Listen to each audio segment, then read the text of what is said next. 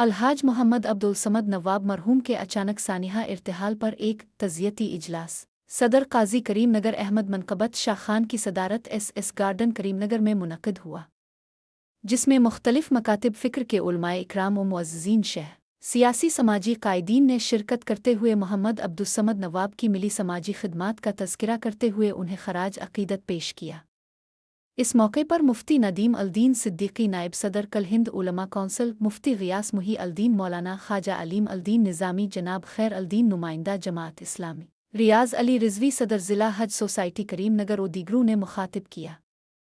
عبدالصمد نواب صاحب کے جتنے چاہنے والے جو چٹانوں میں راہ کرتے ہیں، منزلیں ان کو راہ دیتی، جو چٹانوں میں راہ کرتے ہیں منزلیں ان کو راہ دیتے ہیں، اہل ہمت کے آشیانوں کو بجلیاں بھی پناہ دیتی۔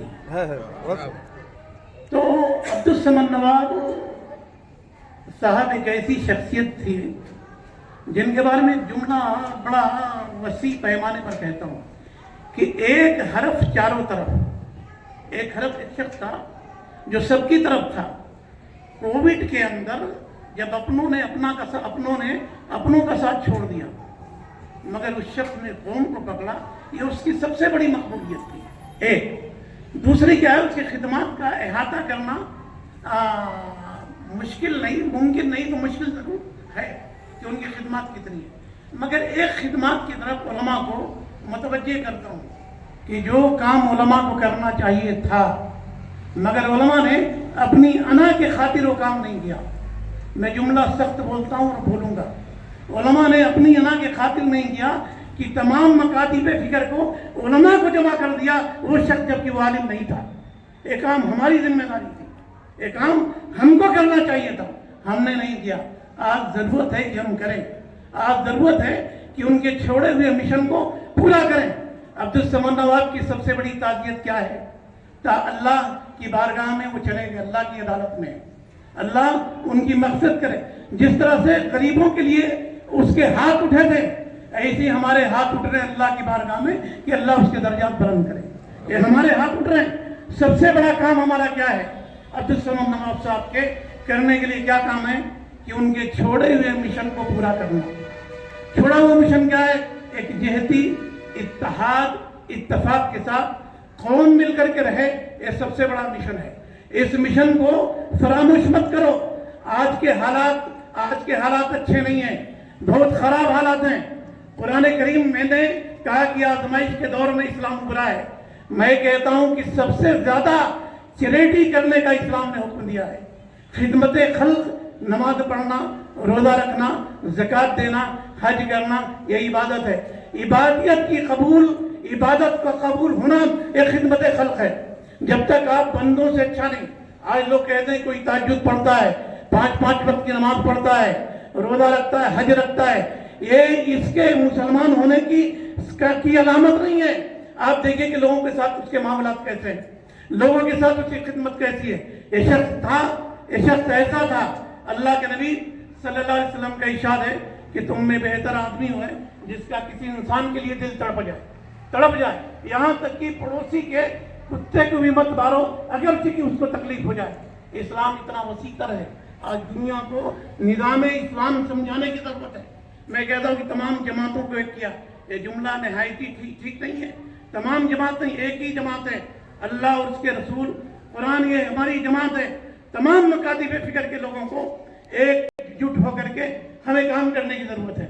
اور میں یہاں تک کہتا ہوں اہلیان کریم نگر کو کہ عبدالصمد نواب کے نام پر ایک ایڈیٹوریم ہال بنایا جائے جو اتحاد کا ہو، ایک جہتی کا ہو، اس کا حال بنایا جائے اور ان کے مشن کو لے کر کے آگے چلنے کی ضرورت ہے۔ دیکھیے بھائی کی جیسی شخصیت یقیناً ان کا نعم البدل یقیناً مشکل ہے، لیکن اللہ تبارک و تعالیٰ سے میں دعا گو ہوں کہ اللہ تعالیٰ ان کا نعم البدل عطا فرمائے۔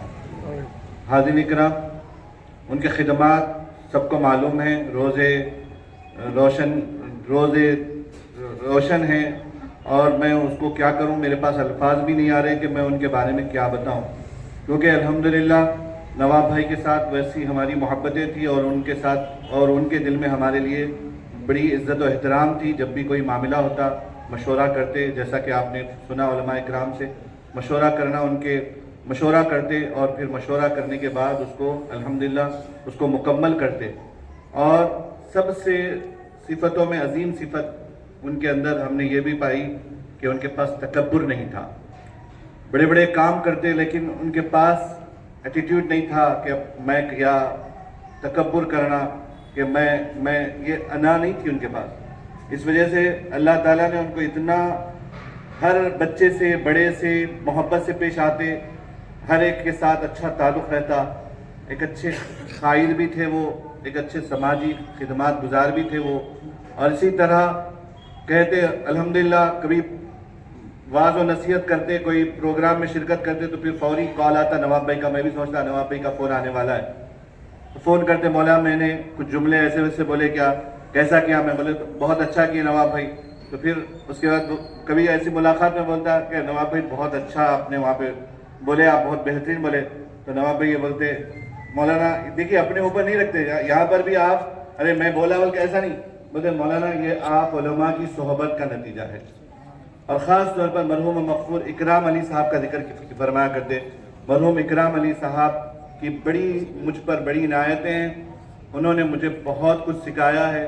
خاص طور پر اکرام علی صاحب کا ذکر فرماتے اور ہمیشہ علماء کا احسان بتاتے کہ علماء کی مجھ پر بڑی نگاہیں ہیں. آپ جیسے علماء کی صحبت میں نے اختیار کی, مجھ پر بڑا کرم ہے.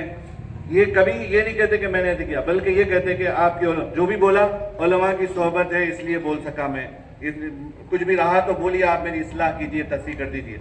تو بہرحال یہ بہت کم لوگوں میں ہوتا ہے. تو معزز حاضرین کرام, تو بہرحال جیسا کہ آپ نے علماء سے سنا کہ ان کے مشن کو لے کر چلنا ہے, ان کے تمام جو الحمدللہ ایسے کام انہوں نے کیے کہ بہرحال بہت بڑے بڑے کام کیے, تو لہذا ان کاموں کو بہرحال ہمیں لے کر چلنا ہے اور متحد ہو کر رہنا ہے.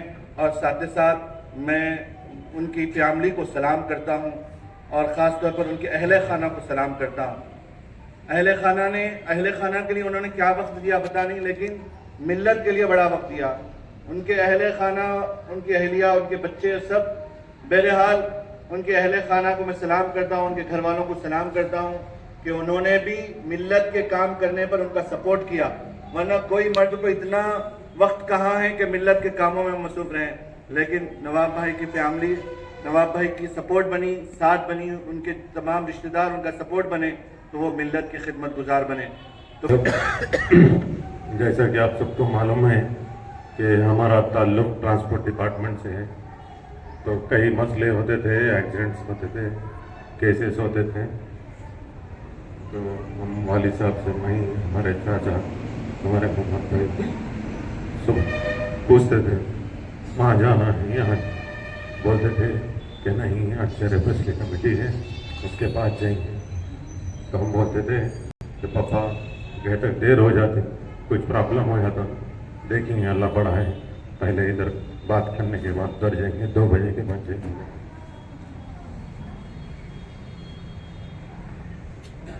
کووڈ کے ٹائم پہ بھی ہم لوگ ان کے اچھے ہیں, ان کے اچھے کے لیے سوچتے تھے پاپا آپ جا رہے ہیں, کیسا کچھ ہو گیا تو کیسا ہو, تو موت تو برحق ہے, آج نہیں تو کل میرے کو جانا ہے. صرف شہر سے فجر کے ٹائم تک ہی سوتے تھے رمضان میں. جو کووڈ کا موقع تھا, سیکنڈ کووڈ کا, اور التمش اللہ کو بھی نیند ہونا تھا, اسی لیے بولتے تھے کہ سحری سے اور فجر کے بعد ہی کچھ ہوگا.